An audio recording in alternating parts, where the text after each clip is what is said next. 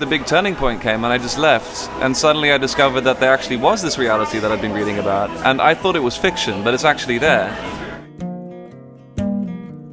I noticed your latest photograph hanging in your fenced-off thicket. In my dreams you tend to laugh, always stealing, never sin. Rusty asks you for a dime, but guess who's paying for his ticket?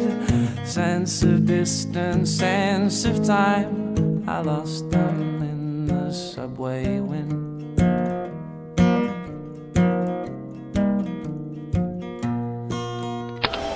Robert Leslie, hi. Let's Hello. have a chat. Yeah.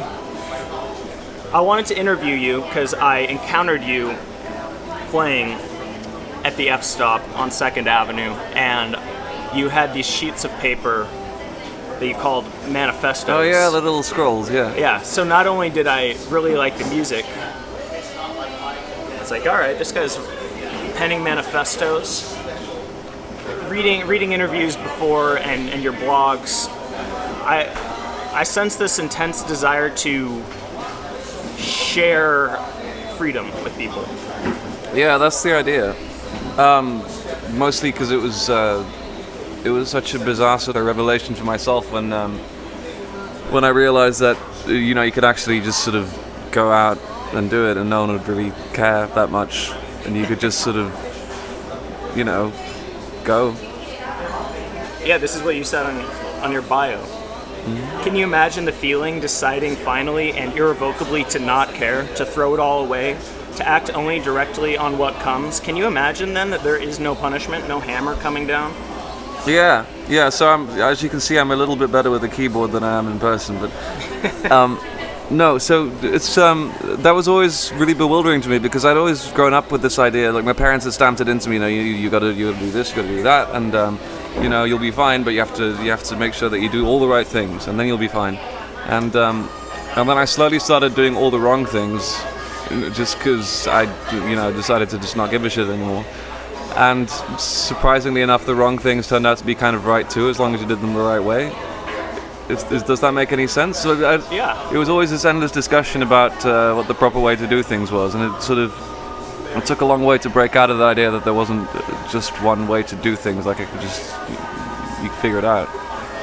It's a kind of death. Like you went into what are at least other people's definitely worst case scenarios. Well, yeah. So the thing is, like, quote unquote, not having a job, not having a. Well, yeah, no, but I it was like a kind of death. It was like because I didn't expect it to turn out okay. No, like I wasn't like thinking like, okay, I'm gonna like disappear and drop out of college and then like I'm gonna be a famous musician or something like that. That wasn't the plan at all. It was just the plan was I just saw myself like ending up in a gutter somewhere, and I was just fine with that. It was like, okay, fuck it, I'll just go out there, and then I just knew that like I didn't want to be where I was, and so I didn't have anything to lose. So I might as well just do what I wanted to do most, and then see where I ended up. Let's talk about video games. You and I have this in common, I think. Oh yeah? You said you were a World of Warcraft addict. I was deep into games. Yeah. Back when Ultra Game Players magazine was just Game Players magazine, which is 16-bit, and I had an epiphany a few years after I picked up guitar. And it was this: what if Kurt Cobain had owned a Game Boy? Oh wow! The thought was this: in that moment of idleness, of emptiness, of boredom, when you have a choice to pick up the guitar and engage in this open-ended thing, you're just as likely to pick up a Game Boy. In the moment, it doesn't feel like a big difference. But if you pick up the Game Boy, you're playing this pre-programmed world where accomplishment is actually just beating a level that already exists as a completed level in the game. And I got this horrific vision of just, 10,000 fans of Mario Sunshine feeling accomplished as they beat these levels, but the world didn't need them to beat the levels. They were actually completely cut off from the world. I mean, that's kind of scary to think about, but maybe that's a bit extreme, though, isn't it? That's like, would you feel the same way about solitaire, for instance, or Scrabble? And what about Well, Scrabble's different than solitaire because you how do it with about someone how else. about or like this, like passive media, like reading a book, for instance? Isn't reading a book kind of similar to playing Super Mario Sunshine in the sense that like you're being led through a kind of programmed emotional journey?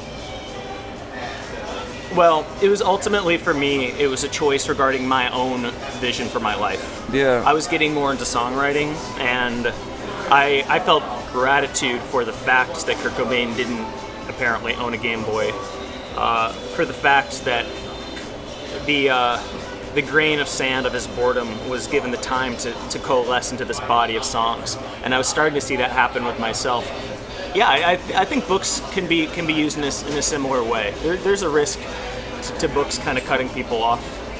I don't read fiction. I try to only read nonfiction that I'm gonna apply somehow. What? Fiction's the best. What's your favorite? What have you read lately? It changes all the time. Right now, I'm rereading Gabriel Garcia Marquez. I've heard he's good. Yeah, the Love and the Time of Cholera. I'm doing that one. No, I'm huge on fiction, man. Like it's. I'm pretty sure that I'm just a way better person than I would have been if I hadn't read all the books that I have. Because you're learning from the mistakes of other people. Yeah, and it just gives you a massive sense of perspective. I mean, that, like, for instance, you know, I did the whole Jack Kerouac thing when I was like 17 or something like that, 16. You know, I read that for the first time. I mean, that was probably a really big sort of impetus to me to actually get up and go. Just like just reading that and seeing like, okay, this is the 40s, you know, and they're doing all that stuff. And you know, what the hell am I thinking that this isn't possible? You just do it, and then, you know, that led to all the other guys, to, you know, the Beats guys, like Ginsberg and Burroughs and all those people, and then, you know, and that sort of expanded outwards to like Ken Kesey and Henry Miller and Lawrence Durrell and that kind of thing, and it just sort of this huge historical perspective kind of opens up. You get this weird. It's like you get to enter into the brains of people who have thought things that you've never thought about thinking before. Sure. I read a lot of bios of people from different eras. I hope that affords me a similar perspective. Mm-hmm. You quote Whitman in the thing. You quote his "Song of the Open Road" in this sort of invitation that you leave for people to pick up. It's in your guitar case as you play, and it says, "Will you give me yourself? Will you come travel with me? Shall we stick by each other as long as we live?" I mean, it says it all, really, doesn't it? The little manifesto is sort of like a call to arms. I mean, that started out. I was you know, it was in the middle of winter. I was busking a lot just to sort of pay rent, and I was kind of bitching at a friend of mine, saying, you know, all these people, they're just walking by and they're obviously digging the music, you know, there's definitely this connection going on, but then they get on the train and sort of nothing happens as a result of that, you know, what's up with that? And so my friend Edward, he just said, well, you know, that's obvious, like you're only playing little 5-minute snippets in people's commute. They are seeing you while they're on the way to something else, like you're not making any direct invasion into their lives. And so that's where the little scrolls came in. It's like a call to arms. It's like saying, wait, no, here you are and here I am, and this is an interaction going on, and, you know, take this thing, read it over. Are you with me or not? Like, let's do things, you know? This must have emerged in your travels, this courageous willingness to rely on other people and to reach out to other people. Kind of. I mean, if you think about it this way, a lot of what people desire from their lives, what lies behind the idea of seeking out security, is seeking to have a life in which you will never have to depend on other people. Yeah, no, I mean, it's look. People who are looking for security are kind of afraid of life often. The thing is, you get that kind of confidence just by leaping and landing safely a lot. You know, you'll never find an acrobat who's afraid of heights. It's because he like knows the danger and he's managed to sort of go through it and become acquainted with it. Every time I'd move to a new city, for instance, you know, I'd have to learn everything all over again. I'd arrive at the bus station or whatever it was, and then I'd have to go look at the map, like figure out where the hell I was. Then I'd have to like find a place to sleep, you know, find a good place to play music, etc. I'd have to like start it all over again. I probably had to like start learning a new language sometime. I wonder, I'm going to challenge you a bit here. I wonder how much you really want to have a band and tour and do the more standard kind of entertainment paradigm live show, because it seems like you on your Facebook you like host happenings, and it's very direct and unadorned and like intimate, and like you seem really aware that like this is all we really need is me as a performer and you here listening. And there's something that can be lost when something is hyped and presented. Yeah. Well, I mean, the thing is, I do kind of want to like get out to more people. You know what I mean? Like the level I'm doing it at now, it's wonderful. Like it's really fun and intimate, like you said. But there's still that itch that you want to play for the big crowds. You want to see what all those guys are going to think about it. See how far you can push it. Yeah. You talked earlier about like the idea of like an indie band going on tour in like these medium-sized venues, playing the same set every night. Like that sounds depressing as fuck. But I mean, even the fact that you'd be playing the same set every night, that doesn't sound like something I do. You know, I always goof off on stage and like make up things as I go along. Like, you know, there's Do you improvise? there's a lot, and there's a lot of artists that I admire who are like working at a pretty high level now and who just still like keep the spirit up. Like you know Mac Demarco, for instance. No. He's like this very sweet sort of like goofy guitar man. He's just like a really weird, awesome guy who plays these sort of funky love songs. He calls it jizz jazz.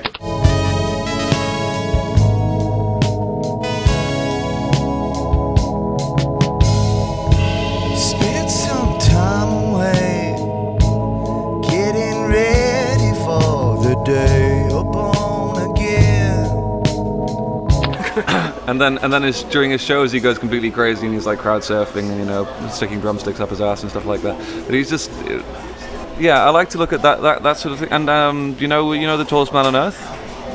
Not well, no. He's more along the folksy lines of things. And he's just a sort of guitar man. He plays incredible guitar and sings. Just does it on his own. Sounds like a kind of early Bob Dylan sort of Doc Boggs kind of thing.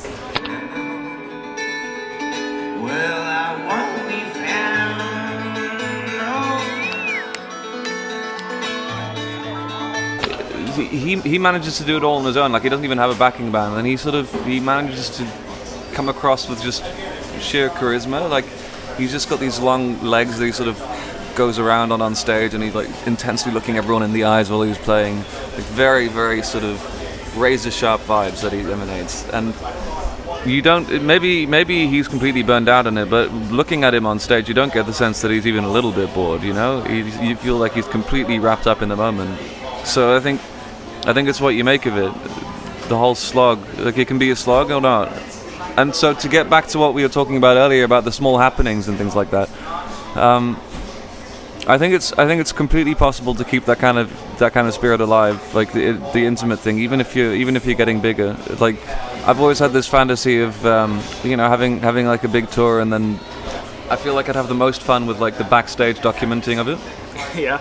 Just bring a couple of cameras and then just goof like there's no tomorrow, and then slap it all up on YouTube. That's what people really get a kick out of. Yeah.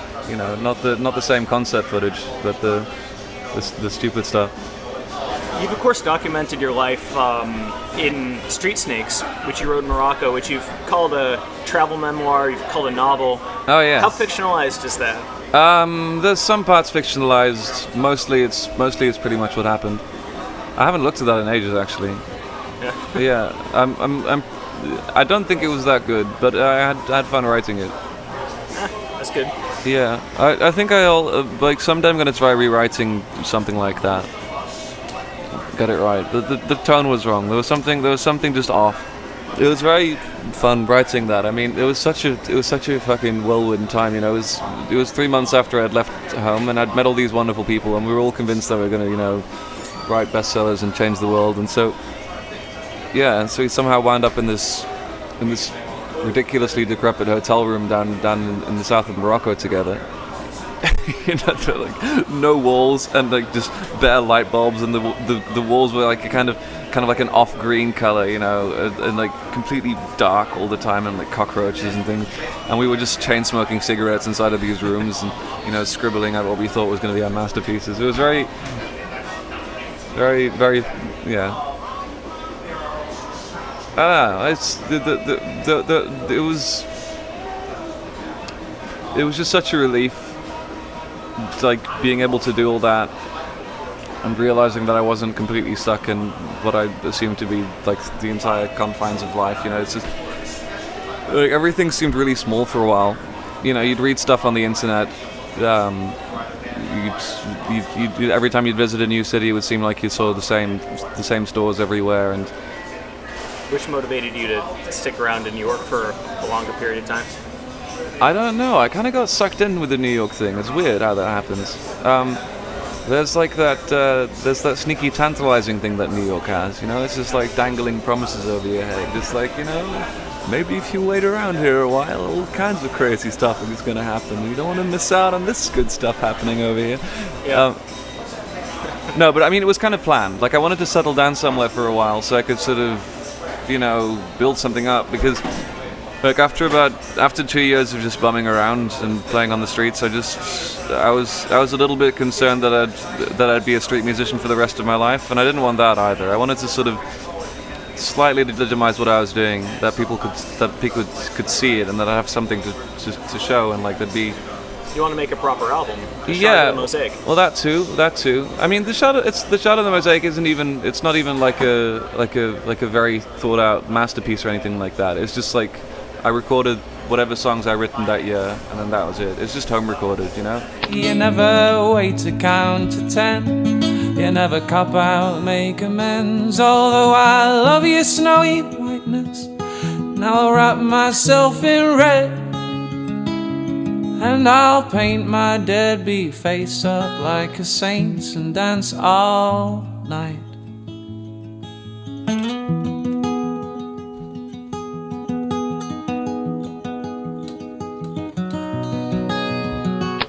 I mean, I think it sounds alright.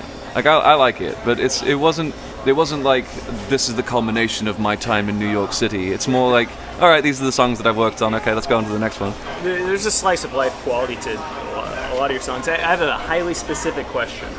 The song "I Could Take You for a Fool," it's tagged phony romance and hooking up.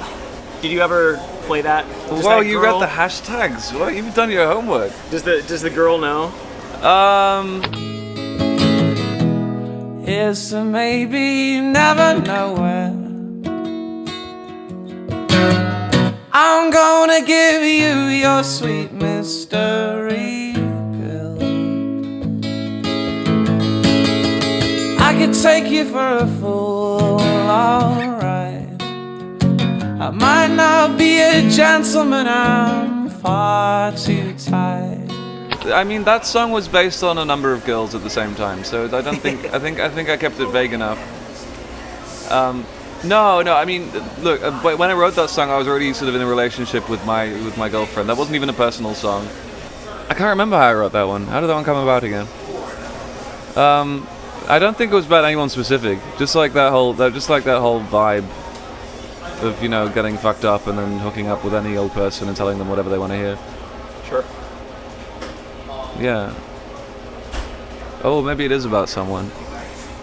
Alright, no, I'm not going to talk about it. Working out the timeline of whether you were in a relationship. No, but it would have been before that. But no, I think I actually wrote the lyrics a long time ago. I forgot about that. No, I only set them to music much later, but I had the lyrics before. You do usually I know lead with it's the about, lyrics, right? Which is why I called you a poet folk. Yeah, I usually start out with the lyrics. Like, lately, I've been doing some experiments with bigger arrangements, and then it'll often work the other way. Like the other day, I wrote a song where I started out with this weird sort of synthesized clavinet sound, and I was just noodling around with my little MIDI keyboard thing, and then suddenly it was like, oh wait, I could do like words over this, and then I sort of made up the words to go with that. You wrote a song about Justin Bieber. The second episode of this podcast I dedicated to Justin Bieber. Oh, really? Yeah. It's called Sartre on Bieber. I was also taken with his apparent existential crisis, and I happened to be finally reading Sartre for the first time. Yeah. And I saw what he said during his Comedy Central roast, and he gave this kind of apology, and he said, the things that I've done don't really define who I am, which was a strikingly anti-existentialist thing to say, and it struck me as kind of tragic, and I was very aware of all the forces that are pulling this guy in different directions. Yeah. He is kind of a tragic figure, isn't he?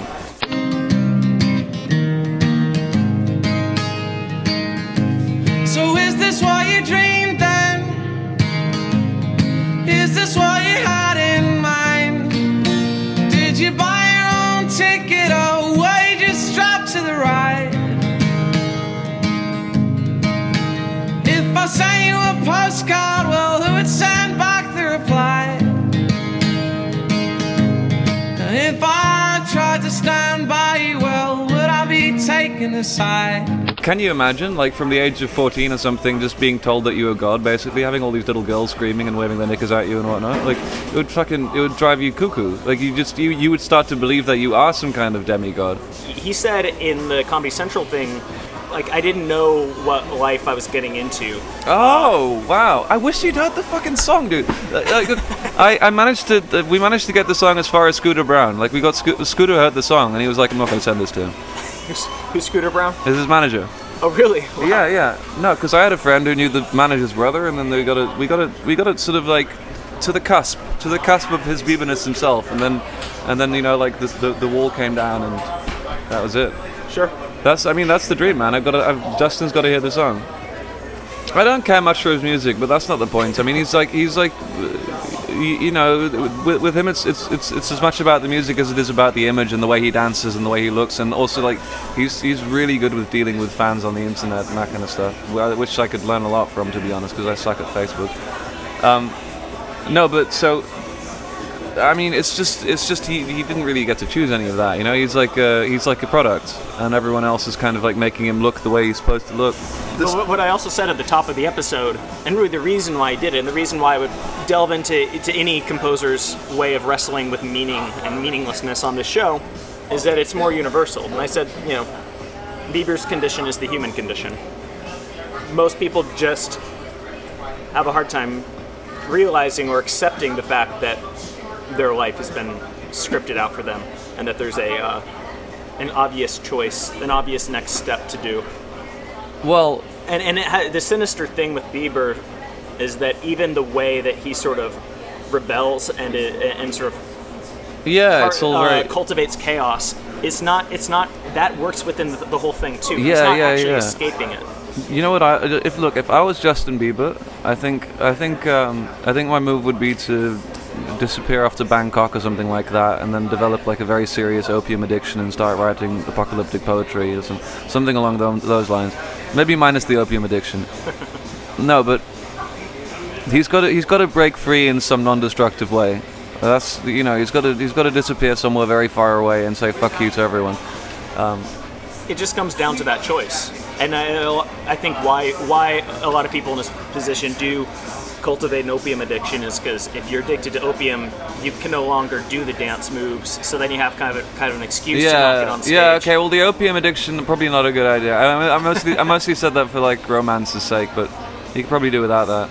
I know what you mean though, like forcing kind of accelerating his consciousness to new unexpected places. Yeah. Kind of cleanse the palate. Yeah, just like if only people, hey, what happened to Justin Bieber? You're like, he's in the jungle, man. Yeah, he's in the jungle prophesying the apocalypse on opium. Ah, good for him. Yeah, he should become a Scott Walker figure. Well, I feel bad for him. I mean, the song was just a joke between a friend of mine and me. Like we were reading the news, and he was like, "Hey, look at what Bieber's done. You know, he went to this whorehouse in Rio de Janeiro, and now everyone's really pissed off at him." That's telling to me about your songwriting, though. You said at first it seemed funny, him leaving the whorehouse with a sheet over his head, and it's obviously him. His bodyguards are there. But then you saw the sad side. I think it's telling that as a writer, you chose to focus on the sad side, which is also the more empathetic angle. Yeah. I mean, come on, like you're not going to write a joke song about Justin Bieber. It's too easy. Everyone's poking fun at the guy. So like, if you want to really write something interesting, like, you know, try stepping in his shoes. And I think that he actually does like go through some pretty heavy stuff. There's something heroic about his ability to be positive, to not come across as being bitter, given how much wanton negativity is thrown at him. You wanted to change the world with the things you were writing in that dank room in Morocco. I think maybe you still want to. You said an appeal to becoming big is that you can start doing stunts, you can start to get some leverage, you can start actually saying things, you can get political. You said that in an interview with the Examiner, and then they didn't ask a follow-up question, which frustrated me. So if you were in that position, what are the political things you would say? What are the stunts you would pull? Very, very good question. Let me formulate this properly. No one's ever asked me that. Sure. Yeah, I don't know. If I had to sum it up, I'd say that like the main thing that I'd really like to give to people is just like this sense of scaled downness that I have.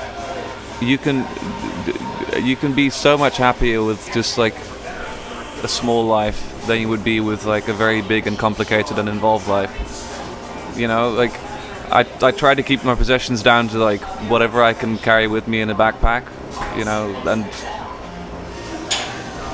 oh god, politics. I mean, I don't mean like politics from like trying to influence, you know, bureaucratic dealings and you know, who gets elected and blah blah blah blah. Like that's all gonna run and I'll take like a whatever. That's all gonna happen. I meant more in a sense of like trying to sort of get out this idea of just living easier, because it's a lot of people just make things way too complicated for no reason at all. There's so much simple happiness that you can just get without having anything at all. And in fact, like not having anything is like a kind of inherent happiness in itself. You feel just light as a feather, and you know, you think like, okay, I don't have anything to do this afternoon, and I don't have anything to do tomorrow either. So what am I going to do? And that's like that thought, what am I going to do? And you're standing somewhere on a street corner and the sun is coming down, you know, like that's bliss, you know, that's because that's why I created a flexible schedule for myself. I need to be able to have that. You get caught in those horrible circles, you know. There was a moment I walked into my boss's office and I gave her an ultimatum. I was like, I figured out the facts that I can do this job from my laptop. I don't need to be here. I'll basically quit if you don't let me do it. And she did. And it's worked? Yeah. But I think the key is to like people have to sort of recapture their internal lives, because you just get wrapped up in circles, and like the circle just gathers momentum, and you get more shit that you have to worry about. It's just you wake up, and then it's like, oh, okay, I got to do this thing for that, and then it's more a sense of you know, uncluttered headspace. Like if you can do your job for 8 hours a day and then get home and just be home, and like and you won't be on the job anymore, and you're not thinking about anything else. It's like if you can keep like the presence of mind to just be inside of only the thing that you were doing, then you're fine. But like no one can fucking do that shit anymore. Like I can't do that. Like, there's one of the best things that ever happened to me was giving up politics, giving up caring about politics. Yeah. I majored in political science, and a decent portion of the books I would read and the news I would read would be electoral politics stuff, but also sort of history and philosophy that have to do with what's the best way to have this system work. That's just a film of language that's applied to real life, and I look around and I almost never actually feel like I'm in a political situation in real life. Yeah. And I just had to resolve the contradiction about the fact that my life didn't feel political. Nobody needed me to have political opinions. I didn't even really care, so I just I stopped voting. Or I wrote myself in. Yeah. Unless, you know, maybe there's a local thing that I believe in, but for the most part, there's just a more direct way to sort of make the world better and to engage with people and to build. But it's just there's only so much room in your head. You know what I mean? Like, I do know. Like, for instance, for me, I had like a really depressing phase that like I was extremely grim about. Well, I mean, I still have this to a degree, but just just like environmental stuff. Because you always hear reports about this and that animal going extinct, and the jungle's disappearing, and the oceans becoming acidic, and all that. And you just get all these reports, and you're sitting in a room or you're looking at a screen, and like these reports come into you with grim tidings, and it's just like, this is dying, that is dying, this is going down, and like you don't see it die. It's just like your imagination is being slowly shrunk. Like the tigers are gone. Shrunk. My big thing was peak oil and 9/11 truth. Like no, but when you're a kid, you think of a jungle and you think like, oh man, that's a jungle, and you've got tigers going around, and you've got parrots going over here, and there's like a monkey swinging through the branches, and like crazy big dragonflies and stuff. Like now, when I think of a jungle, like my mental picture is like this small, sad, isolated thing with like a bunch of stumps around it. You know what I mean? Yeah. It's like the way that your brain gets reconfigured to get in and out of certain places. I know that like. Would you say Fern Gully did more harm than good? What's that? The movie Fern Gully did more harm than good. I didn't see that. It's a kid's animated movie that's about it has imagery of rainforest bits surrounded by stumps. Yeah, no, but you know what I mean. So like, just like the way you think, even on a small level, kind of changes the way you perceive the world as a whole. And so back when I was in college and stuff like that, I was very, very stuck in a very, very small world. It was just like, I saw, okay, I've got this stuff that I'm kind of good at, and that stuff that I'm kind of good at, and then I'll finish school, and then I'll get a job, I guess. And the world looked tiny. Like, I just read these books, and in the books it seemed like there was this magical place that was completely separate from whatever reality I was inhabiting. Like, it was just like, it didn't even exist.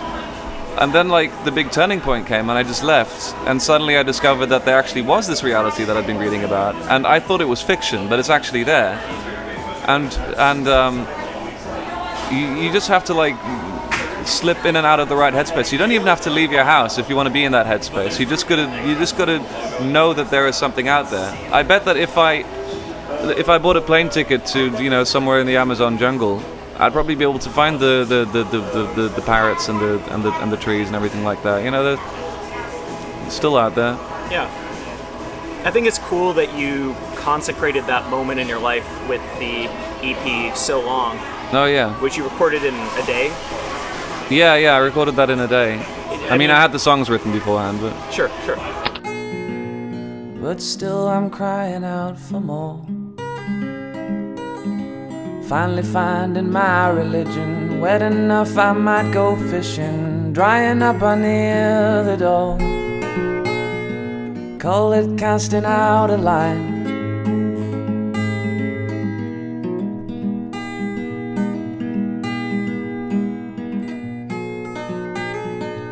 From what I know of your life, it seems like this clear, deep point of demarcation. It's called So Long. The first track is...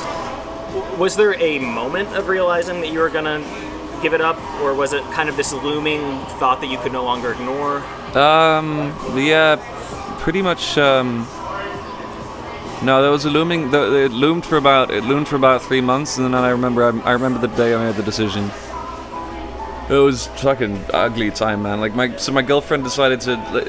I'd moved to that college town to sort of follow my girlfriend there because I didn't know what I wanted to do. I'd sort of taken a year off between high school and college to travel around a bit. Had an incredible time playing music everywhere, that sort of thing. And then so I went to college, and for lack of a better option, I just went to the town that my girlfriend happened to be going to. And then. Just a few months after I started college there, she sort of disappeared off to America to go walk the Appalachian Trail. And she had all these inspiring mystical moments over there, and I was left back at home, sort of slowly getting more and more stuck in my own head, and I wasn't making any friends, and I was drinking too much and smoking too much pot, and just classes would... I mean, I've always been good at school, like I was doing well, but it was just awful. And then so the girlfriend came back, she broke up with me, and so I was left to like finish the first year of college there on my own. And then like a bunch of other stuff. I had this operation that cost me my hearing in my right ear, and a bunch of family members died, like my parents split up, like heavy shit, man. Wow. And so like all this bad stuff happened at once, and then after I finished the first year of college, it was just like, I think I could do with a break. Yeah, because it was like I didn't really have anything major to lose at that stage, so it was just like, okay, off we go. And the So Long thing, the EP, that was just, I didn't plan it out, but it's pretty coherent, isn't it? It's all about the same stuff. Yeah. I forget what the last line of the fifth song is, but it's a goodbye. Dirt road, smoky and shaded. Wander on now. Don't look back too long.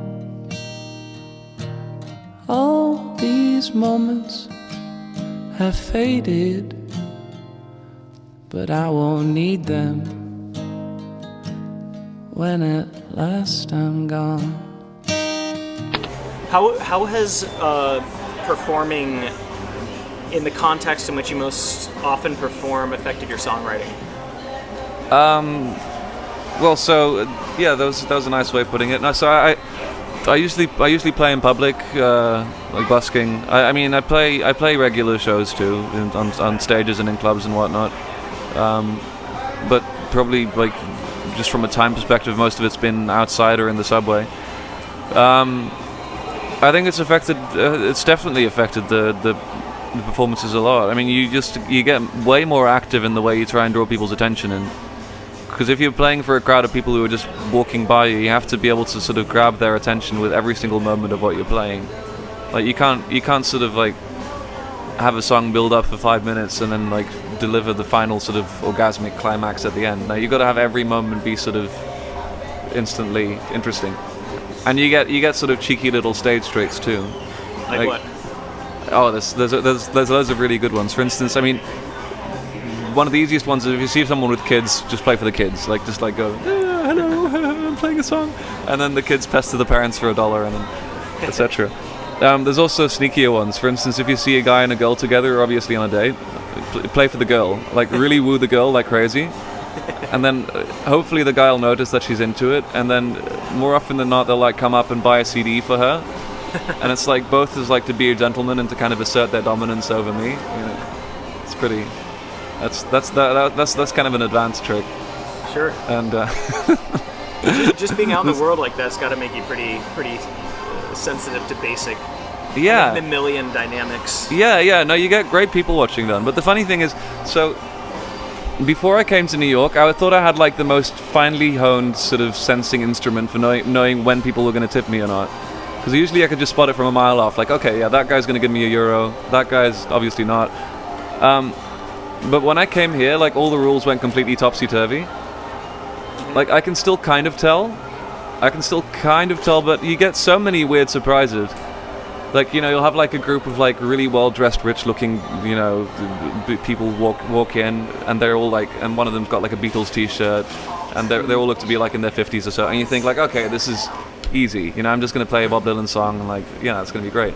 And then they don't tip you, and then like I've been playing like for them this entire time, like thinking, okay, this is totally up their alley, and then like this half-crazed homeless guy will come up and like drop a 10 in my guitar case and like wander off singing to himself or something.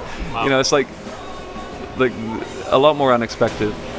But yeah, I mean, it translates to the stage shows too. Like when I'm playing a small club or something like that, I'll kind of do the same things. Like if I notice someone's attention drifting off, I'll like sort of stare at them while I'm playing. Do you have a sense from just what you've read about how people's consciousness is now versus the 40s versus the late 60s in terms of how present they are? How free they feel. Yeah, I think there's very, very big difference in consciousness. I think it's bigger than people realize. Different how? It seems that human thought works in a different way than it used to, even just 50 years ago, and nothing like incredibly drastic, like no robo hive mind or anything like that, but just way more neurotic and circular. I get that sense from a lot of people, like, because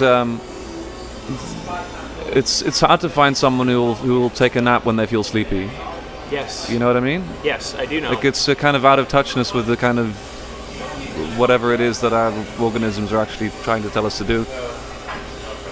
Yeah, eating when you're hungry, like just sensing the amount of muscular tension in your body, whether you're breathing. Yeah, but then you get to a whole new level, because the thing is, like, so you and I can talk about this, and then maybe we'll walk away thinking like, okay, I should nap when I feel sleepy. Only then you make it into a cerebral thing. It's just like, oh, I feel sleepy. Wait, I read about that thing that says that you should nap when you're sleepy. Okay, so I'm gonna nap now, which is the good thing to do. And like, you still, instead of it just being like, oh, I'm sleepy, I'll nap, it just turns into like this thing that you have to thought out. You have to break through all these barriers just to get to that place where you can actually lie down and go to sleep. You know? Yeah, in a ways, they're kind of a danger in identifying as being like really free. That's why I call it neurotic. It's like a constant process of overthinking. It's like every action has to be sort of submitted to way more critical processes than I think are necessary. My big thing is Taoism. I'm a Taoist, but there's nothing to say about it. I think that's the best way to sort of let yourself internalize something and not... Like, there's something amiss if you have to continually remind yourself of, like, what your belief system is. Mm-hmm. Yeah, no, I agree. If you kind of take that sort of thinking to its logical conclusion, then, like, at the end you'd have to just shut up.